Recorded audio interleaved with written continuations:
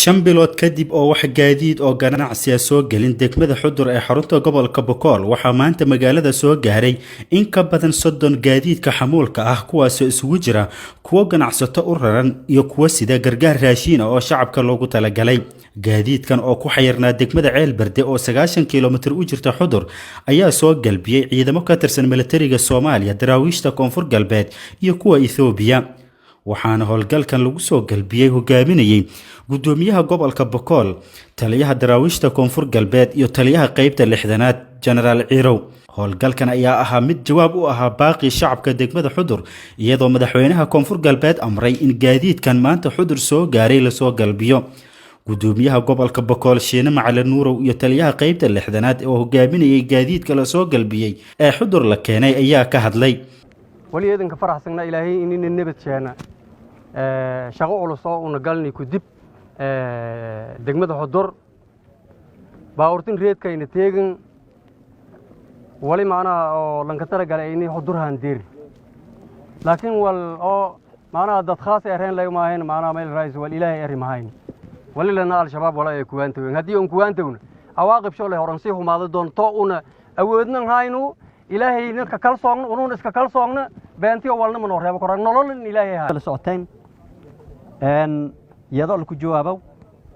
باقي ددوينها أما كنول قبل كبكال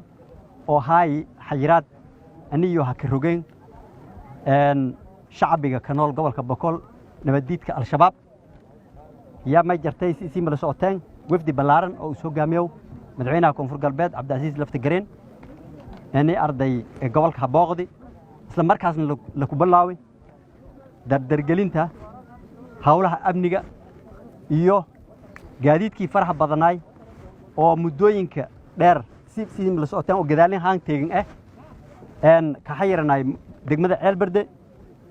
يا ماي أرضي لقو أنسدي إني أرضي سفود لهندرسي شعبك إن نبديت كشباب ما يسكدينا إني أرضي قدوميان نديدان نولله نديدان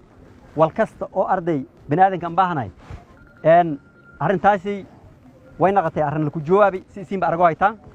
agaasimaha madaxtooyada koonfur galbeed Cabdullaahi Cali Watiin iyo la taliyaha madaxweynaha koonfur galbeed Aadan Maxamed Nuur Aadan Soronsoor ayaa soo dhaweeyay gaadiidkan iyo in maamulka uu qorsheynayo in wadooyinka kale la isu furayo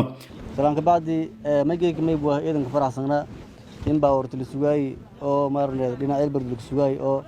ganacsada reer Xudur lahayti in oo sinibada ka kooyan marka howlgalkaas oo qayb ka hay howlgalka hogaamiyay madaxweynaha koonfur galbeed Soomaaliya oo muddo maybu lama isbuuc oo ku sugnaayeen magaalada Xudur sidadka maybu dhin maybu laan ka deersi deeq oo raashin iyo gargaar laan ka deersi dhin maybu raashinka maybu ganacsada maybu dib maybu degmo Xudur maybu yo kooyan muddo raayis dhorbood ka baadi marka taas marka ma kama hadnagaan ciidanka xoogga dalka oo hogaaminka General Ciirow iyo ciidanka daraawiishta oo hogaaminka Yunis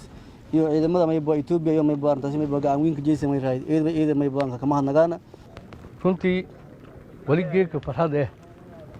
oo runtii farxad lahan qoobo korna in uu geedka horteegna konfooyigi muddo la sugay oo nimanka nabadiidka ereen inta walmaha maraayan dawladda koonfur galbeedna erti in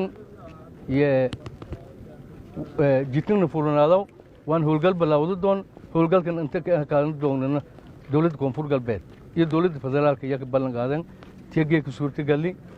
madaxweynaha koonfur galbeed Cabdicasiis Xasan Maxamed Laftagareen ayaa dhawaan ku dhawaaqay in wadooyinka gobolka Boqol la isu furayo iyadoo tanina ay tahay qorshe badbaado u ah shacabka magaalada Xudur